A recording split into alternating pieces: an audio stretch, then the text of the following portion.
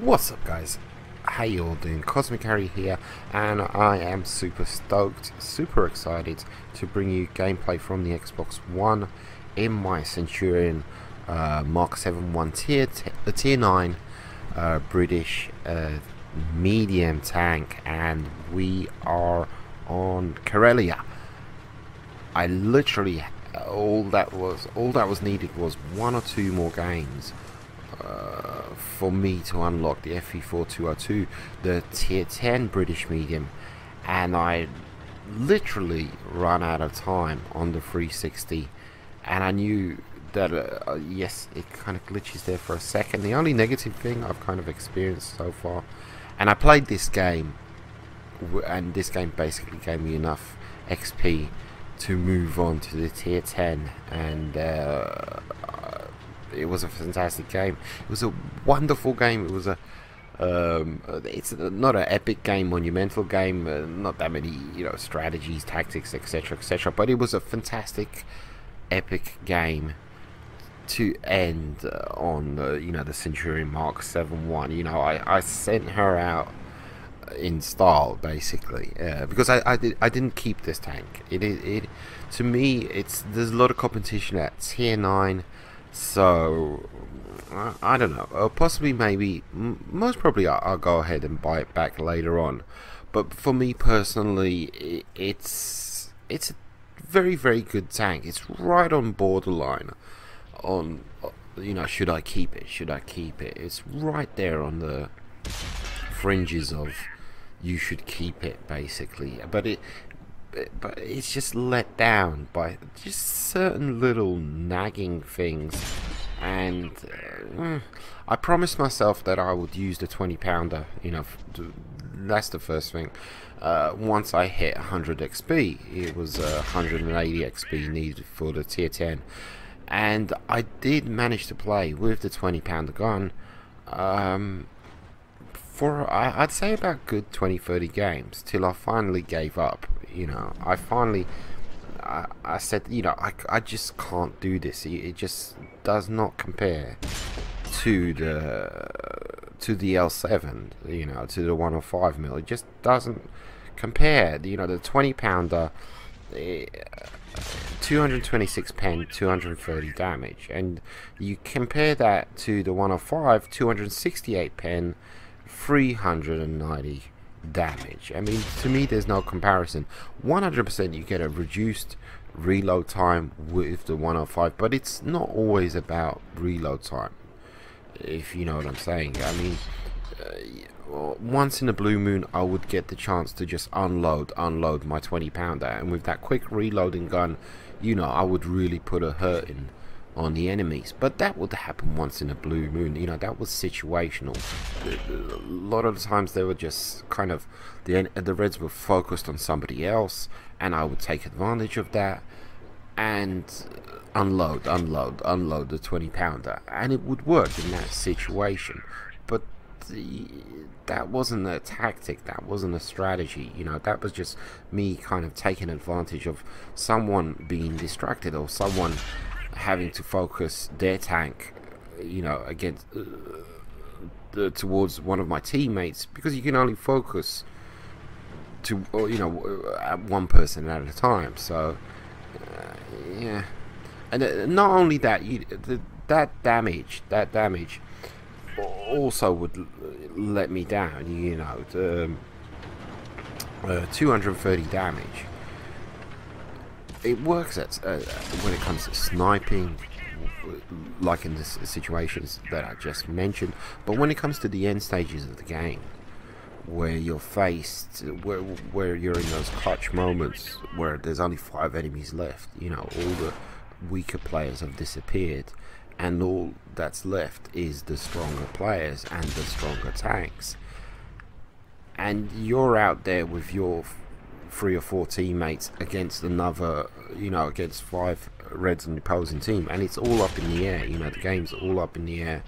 Nobody knows who's going to win, and it's all about tactics and strategy and who's the smarter player. Tactics and strategy kind of don't come into play for me when I've got such a low alpha gun. if it's me and a teammate kind of attacking a flank, and there's only 2 other bad guys on that flank, and all I've got is 220 alpha, it would let me down. It would let me down. It would let me. It would let my teammate down, and it would let my team down, and you know. So when it came to those brawling big ass situations, the 20-pounder would let me down, and I would say, I wish I had the 105. I wish I would have I had the 105, because with the 105 consistently 3k damage, 4k damage, you know, easy, no problema. But with the 20-pounder, 2k damage, if I was lucky, maybe 3, something like that. But yeah, you know, and this game here, it's like I said, it's a fantastic game to end with the Centurion Mk 1. But it was very typical. It is special. It is fantastic. You know, my tank does great. I deploy it perfectly. I'm sniping. Got that huge alpha. Enemies are exposed. I'm not lit up. It's got that really decent accuracy. Nice alpha. But it is, you know, to me it was like, yeah, this is a typical game with the 105 Mk 7-1, you know, and but definitely not a typical game. I don't know if I would have had the same outcome with the reduced pen with the 20-pounder in this exact same situation. I did get very lucky, you know, getting up on that hill, and yeah, absolutely. The second thing that really kind of cheesed me off with this tank is its size. It is humongous. It is as big as an E75, and that would just let me down. It does have really decent turret armor, but when you're a taller tank and you do have decent turret armor and you've got good gun depression, peeking over ridges isn't the same as, you know, an STB1. You know, when you peek over a ridge, you're just barely exposing your tank. But when you're a taller tank, even though you have fantastic gun depression, it doesn't work. It doesn't, you know, it doesn't pan out the same. So the size of this thing will just let me down. It's just a big, humongous box submarine tanker, ship of a tank, battleship, and yeah, it was just. That's another thing that would just let me down. But 100%, I loved grinding this thing. I loved playing it in this thing, and I grinded it all the way. You know, from granted, 100%. You know, I didn't. You know, grind through the guns. I automatically unlocked all the guns using free XP.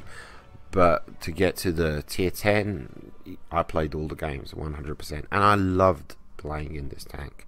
It was a blast. It was fantastic. And just before I leave, we're gonna take a quick look at the stats on this thing. I think I checked it once in the past before, and they were pretty decent. Let's have a look. My stats, what I'm talking about. You know, what was my win rate? Okie dokie, here we go.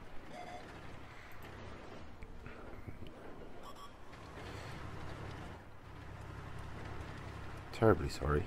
Centurion Mk 7-1, 54%, 105 games, 54%. That's really good. You know, for the I didn't manage to achieve my mastery. That's the only thing. A lot of competition there. You know, I got my 95%. Is it 95 or 99? My silver one, but I didn't manage to. Yeah, I'm gonna have to go back and repurchase this thing later on because I want to get my mastery. But there is a lot of competition when it comes to mastery badges, especially in the medium category at the higher tiers. So, absolutely. So, I have indeed unlocked the FE4202. It is a fantastic beast of a machine. I had my first game and it was epic. Nothing short of epic. But anyhow, that's another upload, isn't it?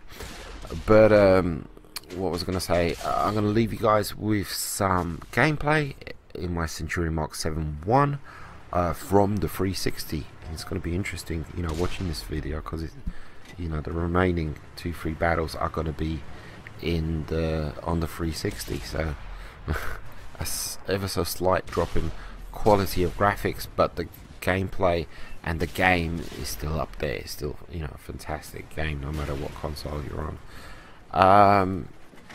Not all of them were wins. A lot of heartbreak moments in these games, but fantastic games from a fantastic tank. Take it easy, guys. Adios, muchachos.